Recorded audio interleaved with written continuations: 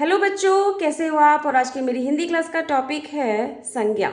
यदि आप पहली, दूसरी या तीसरी कक्षा में पढ़ते हैं तो आने वाली परीक्षा में इस प्रकार का प्रश्न आपसे पूछा जा सकता है। प्रश्न है आपका, नीचे दिए गए शब्दों को सही जगह पर लिखो। अब आपको कुछ शब्द दिए गए हैं नीचे और आप जान चुके हैं कि हमें वस्तु, प्राणी, व्यक्ति, स्थान या भाव के शब्दों को ढूंढना है और सही जगह पर लिखना है। तो इस प्रश्न को हल करने से पहले एक बार संज्ञा शब्दों को दोहरा लेते हैं। चलिए, सभी वस्तुओं, प्राणियों, व्यक्तियों और स्थानों, स्थानों का मतलब जगहों के कुछ ना कुछ नाम जरूर होते हैं जिन्हें संज्ञा कहते हैं, क्योंकि इन्हीं नामों से उनकी पहचान होती है। तो यही नाम क्या कहलाते हैं? संज्ञा शब्द। तो चलिए, सबसे पहले व्यक्तियों के नाम: महात्मा गांधी, सुभाष चंद्र बोस, सैनिक, किसान, दादाजी, अध्यापक। ये कुछ व्यक्तियों के नाम के उदाहरण दिए गए हैं, पर और भी व्यक्तियों के नाम हो सकते हैं, जैसे कि माताजी, पिताजी, मित्र, भाई, बहन, राहुल, पिंकी, मोहन। कोई भी व्यक्ति जिसका कोई नाम होता है तो वो क्या है? संज्ञा शब्द। अब आप समझ गए हैं व्यक्तियों के नाम को हम क्या कहते हैं? संज्ञा शब्द। चलिए आगे बढ़ते हैं। पशु पक्षियों के नाम, जिनको आप प्राणियों के नाम भी कह सकते हैं, ठीक है, क्योंकि पशु पक्षियों में क्या होते हैं? प्राण होते हैं, उनके अंदर भी जान होती है।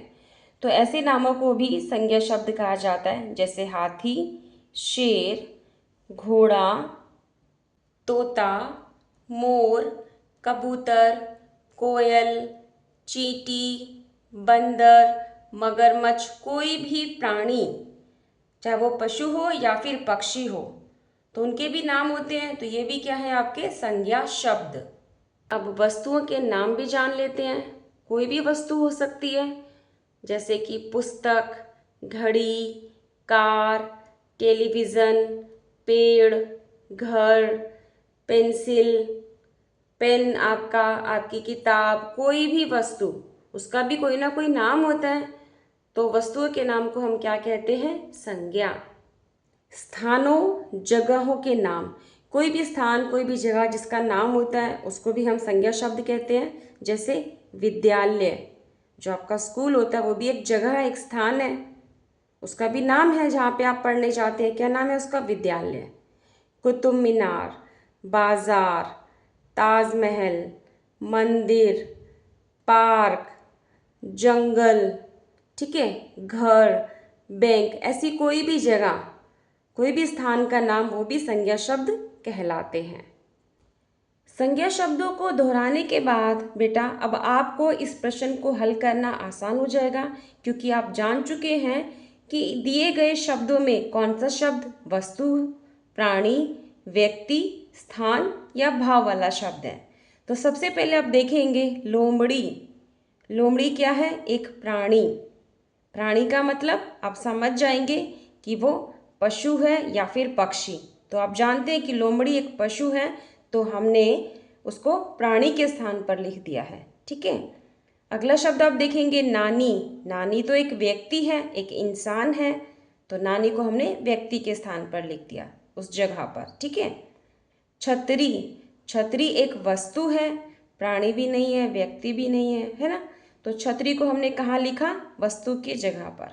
शिवाजी। शिवाजी एक नाम है किसी व्यक्ति का, तो आप इसे कहाँ लिखेंगे?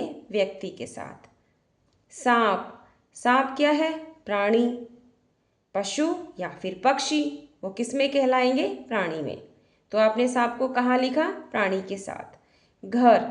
घर एक जगह है जहाँ पर आप रहते हैं, एक स्थान है, तो हम स्थान वाली जगह पर लिखेंगे घर। आप देखिए सुंदरता। सुंदरता ना तो वस्तु है, ना प्राणी है, ना व्यक्ति का नाम है और ना ही स्थान का नाम है, यह एक भाव है।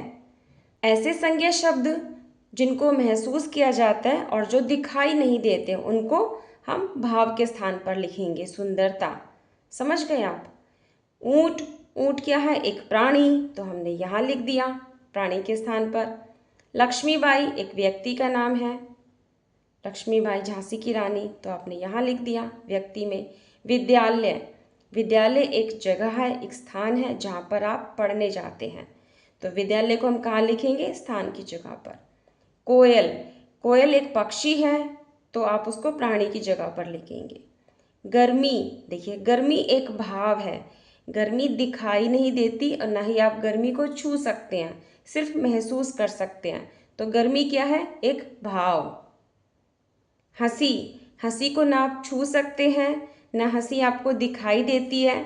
जब आप खुश होते हैं तो आप हंसी महसूस करते हैं, तब आप हंसते हैं, तो हंसी भी एक भाव है। मैदान, मैदान एक स्थान, एक जगह का नाम है जहाँ पर आप खेलने जाते हैं। क्रोध, क्रोध का मतलब गुस्सा, तो क्रोध दिखाई भी नहीं देता, आप उसको छू भी नहीं सकते हैं, एक भाव है। जब आप कोई गलत काम करते हो तो मम्मी पापा क्या करते हैं? क्रोध करते हैं, गुस्सा करते हैं ना, तो ये भी एक भाव है।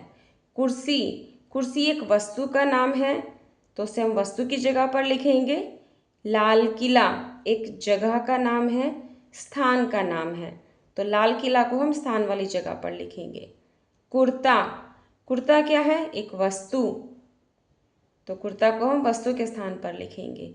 माँ, आपकी मम्मी, तो वो भी एक व्यक्ति है, एक इंसान है, तो माँ को हम लिखेंगे व्यक्ति की जगह पर। घड़ी, घड़ी क्या है? एक वस्तु, तो घड़ी को हम वस्तु के स्थान पर लिखेंगे। बेटा आज की क्लास में आपने संज्ञा शब्दों को दोहराया और दोहराने के बाद आज आपको समझ में आ गया होगा कि कौन कौन से शब्द वस्तु, प्राणी, व्यक्ति, स्थान या भाव वाले शब्द हैं। कौन से शब्द? संज्ञा शब्द।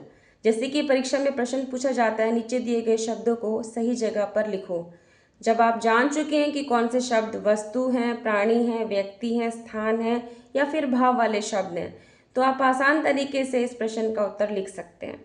अगर आपको वीडियो पसंद आई और आपको इस टॉपिक को समझने में आसानी हुई है तो अपने फ्रेंड्स को ज़रूर शेयर कीजिएगा, ताकि आपकी तरह वो भी इस प्रश्न का उत्तर परीक्षा में लिख पाएँ। मिलते हैं नेक्स्ट वीडियो में, तब तक के लिए थैंक यू सो मच।